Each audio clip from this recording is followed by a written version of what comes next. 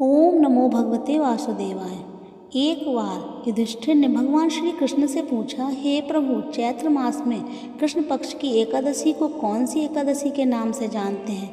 तब भगवान कृष्ण बोले कि चैत्र मास में कृष्ण पक्ष की एकादशी को पाप मोचनी एकादशी के नाम से जाना जाता है।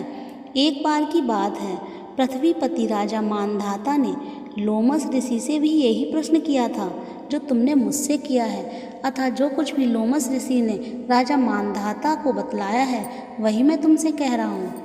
राजा मानधाता के धर्म के गुहांतम रहस्यों के ज्ञाता महर्षि लोमस से पूछा, हे ऋषि श्रेष्ठ, मनुष्य के पापों का मोचन किस प्रकार संभव है?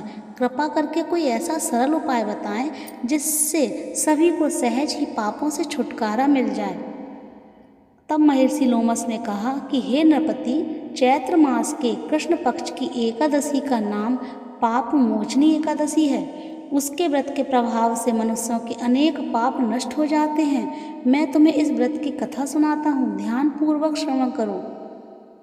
प्राचीन समय में चैत्र रथ नामक एक वन था। उसमें अप्सराएं किन्नरों के साथ विहार किया करती थीं। वहाँ सदैव बसंत का मौसम रहता था, अर्थात उस जगह सदा नाना प्रकार के पुष्प खिले रहते थे।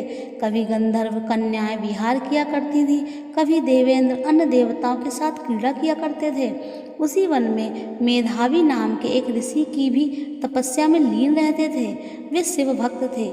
एक दिन मंजू घोषा नाम एक अप्सरा ने उनको मोहित कर उनकी निकटता का लाभ उठाने की कोशिश की। इसलिए वह कुछ दूरी पर बैठ बीड़ा बजाकर मधुर स्वर में गाने लगी। उसी समय शिव भक्त महर्षि मेधावी को कामदेव भी जीतने का प्रयास करने लगे। कामदेव ने उस सुंदर अप्सरा के भ्रू का धनुष बनाया, कटाक्ष को उसकी प्रत्यंचा बनाई और उसके नेत्रों को मंजू घोषा अप्सरा का सेनापति बनाया। इस तरह कामदेव अपने शत्रु भक्त को जीतने को तैयार हुआ। उस समय महर्षि मेधावी भी युवावस्था में थे और काफ़ी हष्टपुष्ट थे। उन्होंने यज्ञोपवीत तथा दंड धारण कर रखा था। वे दूसरे कामदेव के समान प्रतीत हो रहे थे। उस मुनि को देखकर कामदेव के वश में हुई मंजू घोषा ने धीरे धीरे मधुर वाणी से वीणा पर गायन शुरू किया। तो महर्षि मेधावी भी मंजू घोषा के मधुर गाने पर तथा उनके सौंदर्य पर मोहित हो गए। वह अप्सरा मेधावी मुनि को कामदेव से पीड़ित जानकर उनसे आलिंगन करने लगी। महर्षि मेधावी उसके सौंदर्य पर मोहित होकर शिव रहस्य को भूल गए और काम में वशीभूत होकर उसके साथ रमण करने लगे।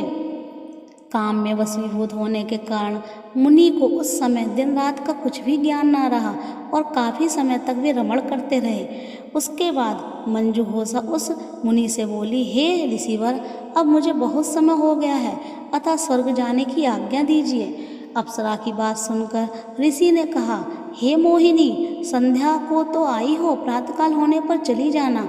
ऋषि के ऐसे वचनों को सुनकर अप्सरा उनके साथ रमण करने लगी। इसी प्रकार दोनों के साथ साथ बहुत समय बिताया। मंजू घोषा ने एक दिन ऋषि से कहा, हे विप्र, अब आप मुझे स्वर्ग जाने की आज्ञा दीजिए। मुनि ने इस बार भी वही कहा, हे रूपसी, अभी ज़्यादा समय व्यतीत नहीं हुआ है, कुछ समय और ठहरो। मुनि की बात सुन अप्सरा ने कहा, हे ऋषिवर, आपकी रात तो बहुत लंबी है, आप स्वयं ही सोचिए कि मुझे आपके पास आए कितना समय हो गया है, अब और ज़्यादा समय तक ठहरना क्या उचित है? अप्सरा की बात सुनी मुनि को जब समय का बोध हुआ और वह गंभीरतापूर्वक विचार करने लगे। जब उन्हें समय का ज्ञान हुआ कि उन्हें रमण करते हुए 57 वर्ष व्यतीत हो चुके हैं, तो उस अप्सरा को वह काल का रूप समझने लगे। इतना ज़्यादा समय भोग विलास में व्यर्थ चला जाने पर उन्हें बड़ा क्रोध आया। अब वे भयंकर क्रोध में जलते हुए उस तप नाश करने वाली अप्सरा की तरफ भ्रुकुटी तान कर देखने लगे। क्रोध से उनके अधर कांपने लगे और इंद्रियां बेकाबू होने लगीं। क्रोध में थरथराते स्वर में मुनि ने उस अप्सरा को कहा, मेरे तप को नष्ट करने वाली हे दुष्टा, तू महापापिन और बहुत ही दुराचारणी है, तुझ पर धिक्कार है, अब तू मेरे श्राप से पिशाचनी बन जा। मुनि के क्रोधयुक्त श्राप से वह अप्सरा पिशाचनी बन गई। यह देखकर व्यथित होकर बोली, हे ऋषिवर, अब मुझ पर क्रोध त्याग कर प्रसन्न होइए और कृपा करके मुझे बताइए कि इस शाप का निवारण किस प्रकार होगा। विद्वानों ने कहा है, साधुओं की संगत अच्छा फल देने वाली होती है और आपके साथ तो मेरे बहुत वर्ष व्यतीत हुए हैं, अतः आप मुझ पर प्रसन्न हो जाइए, अन्यथा लोग कहेंगे कि एक पुण्य आत्मा के साथ रहने पर भी मंजू घोषा को पिशाचनी बनना पड़ा। मंजू घोषा की बात सुनकर मुनि को अपने क्रोध पर अत्यंत ग्लानि हुई, साथ ही अपनी अपकीर्ति का भय भी हुआ। अतः पिशाचनी बनी मंजू घोषा ने मुनि से कहा, तूने मेरा बड़ा बुरा किया है, किंतु फिर भी मैं तुझे श्राप से मुक्ति का उपाय बतलाता हूँ। चैत्र मास के कृष्ण पक्ष की जो एकादशी है उसका नाम पाप मोचनी एकादशी है। उस एकादशी का उपवास करके तेरी जो भी पिशाचनी की जो देह है उससे आप तुझे मुक्ति मिल जाएगी। ऐसा कहकर मुनि ने उसको व्रत का सब विधान समझा दिया। फिर अपने पापों का प्रायश्चित करने के लिए वे अपने जो पिता हैं च्यवन ऋषि के पास गए। च्यवन ऋषि ने अपने पुत्र मेधावी को देखकर कहा, हे पुत्र, ऐसा क्या किया है तूने कि तेरे सभी तप नष्ट हो गए, जिससे तुम्हारा समस्त तेज मलिन हो गया।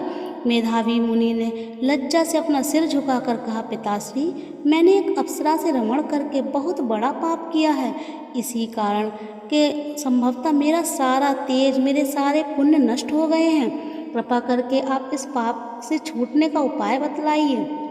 ऋषि ने कहा, हे पुत्र, तुम चैत्र माह के कृष्ण पक्ष की पाप मोचनी एकादशी का विधि पूर्वक तथा भक्ति पूर्वक उपवास करो, इससे तुम्हारे सभी पाप नष्ट हो जाएंगे। अपने पिता च्यवन ऋषि के वचनों को सुनकर मेधावी मुनि ने पाप मोचनी एकादशी का विधि पूर्वक व्रत किया। उसके प्रभाव से उनके सभी पाप नष्ट हो गए।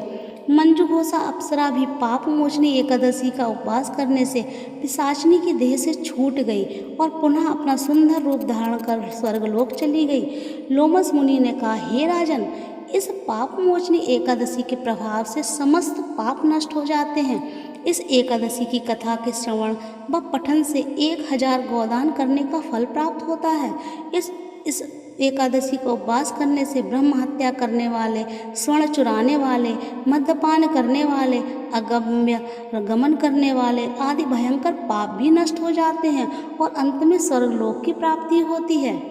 तो यह है एकादशी की व्रत कथा। इस बार एकादशी का व्रत 18 मार्च को रखा जाएगा और इसका जो पारण का समय है वो 19 मार्च को सुबह 6:07 से लेकर सुबह 6:27 से लेकर 8:07 तक है। ध्यान रखिए, इसका जो पारण समय है वो 19 मार्च को सुबह 6:27 से लेकर 8:07 तक है पारण का समय।